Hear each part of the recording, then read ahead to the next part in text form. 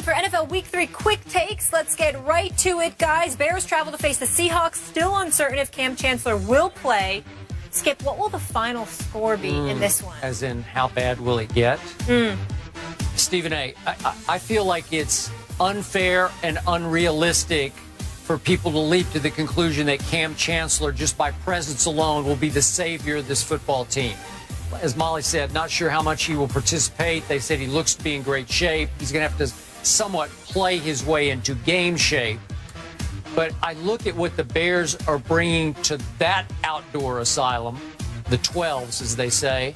Jimmy Clausen with no Alshon Jeffrey now? Are you kidding me? And they haven't had Kevin White, who I thought was going to be a rookie difference maker for this team. They haven't had him all year, obviously. I can't make a single bit of case for the visiting team, the Chicago Bears. So I'm going to say it's 30-6. I think you're being entirely too kind. I think it's going to be a complete annihilation. I'm going to make the score something along the lines of 37-8. And that's only with a late score by Chicago, making it look like they did a little something at some juncture. They will be completely annihilated this Sunday afternoon. Next question. You're probably right. So we have a lot of confidence in the Bears here. All right, Chargers at Vikings. Skip, who you got? You know, Mike Zimmer made the case this week, Stephen A., that Phillip Rivers is an all-time great quarterback, and sometimes he is. He doesn't have any hardware to show for it, as in no rings, no real trophies in his trophy case. But you know what? Maybe Mike Zimmer is right this week. I think Phillip Rivers will be very good at Vikings. I'm going to go with the visiting Chargers. I can't figure them out, but they have the capability to beat a Vikings team that I'm still not completely sold on, even though they've had their moments so far this year. So I'm going to go 24-21 visiting Chargers. Look, they got Steve Johnson, they've got Keenan Allen, and they've got Phillip Rivers, who's completing, I think it's like 81% of his passes. Skip, he's completed 56 of 69 passes thus far this year. And I'm looking at Minnesota, and I'm just not sold on their ability to score the ball. So I'm going to go with you, and I'm going to pick the Chargers, the visiting team in this game. I think they're going to win somewhere along the lines of 27-19. San Diego on the road. Let's go NFC South now. Skip? Wow. Saints at Panthers. Stephen A., I'm going to guess. I'm going to assume that Drew Brees will try to play in this game. We're still not sure. He's saying that he's going to do everything in his power to play, and we know he's a tough guy. We know he's got a bruised rotator cuff. I'm going to say he guts it out and tries to play. And as we spoke of earlier, Jarris Byrd is returning at safety on Rob Ryan's defense, and Keenan Lewis is returning at corner, so that should help some. But as we spoke yesterday, talk about not sold. I think the Saints in general are on their way down, even though Luke Kuechly is probably out with a concussion for the home team, the Panthers. I just think Cam Newton and company, it's a division game. They're all close, but I just have to go with the Panthers here, 21-17. Well, listen, I think that their defense is playing well, albeit their first couple of games, I think it was against Jacksonville and Houston. In the end, they've got the number 2 defense in football right now. I think Rivera's got them headed in the right direction on the defensive side of the ball. Offensively, I'm quite shocked at what I'm seeing from Cam from an offensive standpoint, only completing about 53% of his passes. But then again, when Ted Ginn is your number 1 wide out, you know you've got a problem. But I think it speaks to how pathetic I think the Saints are this year. I think Cam Newton and the Panthers win this game at home. I'm going to pick them to win 22-16. Carolina, it is. Luck in the Colts against Mariota in the Titans. Skip? It's Andrew Luck. I mean, he has to finally win one game, right? This has got to be a luck lock. It's got to be, come on, 24-17 against Mariota. I think they're going to put up more points than that. I think Colts are going to score about 31 in this. I think they're going to win like 31-20. Real fast, San Francisco, Arizona. San Francisco, Arizona. I got the home team 30-17. Stephen A. I'm rolling with Arizona 27-20. All right, I love it. Looking forward to this week. I feel like we're going to know a lot more after week 3. I hope so. You guys with me? Stephen A. Stay out of that traffic. I'm Stay good. safe there in y'all NYC. Enjoy y'all weekend. All right. Have a great weekend. Thanks for being with us. Travel to face the 0-2 Ravens on Sunday. The Ravens are in danger of falling to 0-3 for the first time in franchise history, but there is some good news for Baltimore.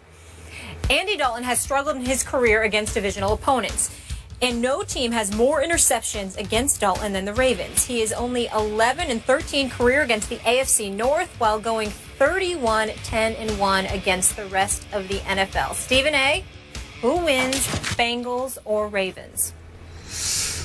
I got to tell you, the Bengals are the better team, Skip Bayless.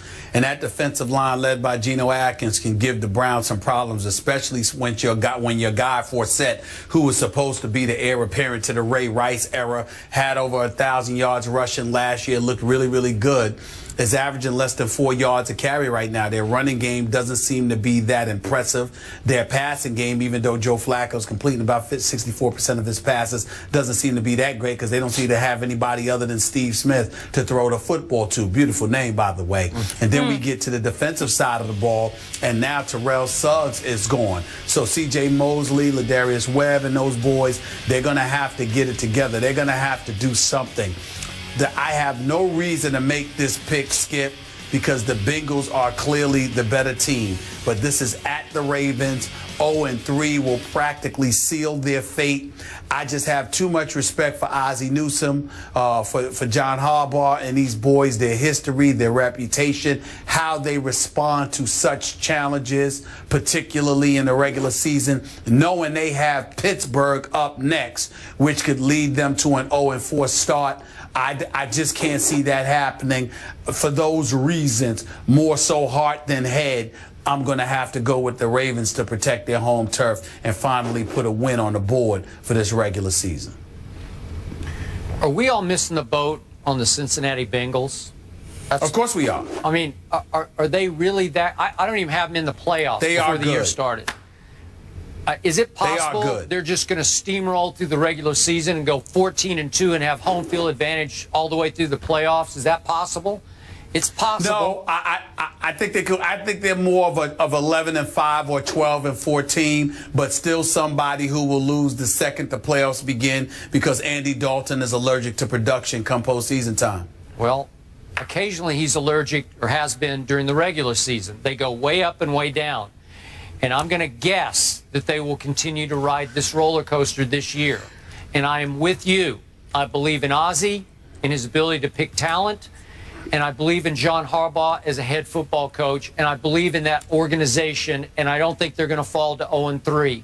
They got a tough schedule break. They had to go out west for their first 2 games and stay out west. They lost a very, very close game to Denver at Denver. And then they had a little hangover.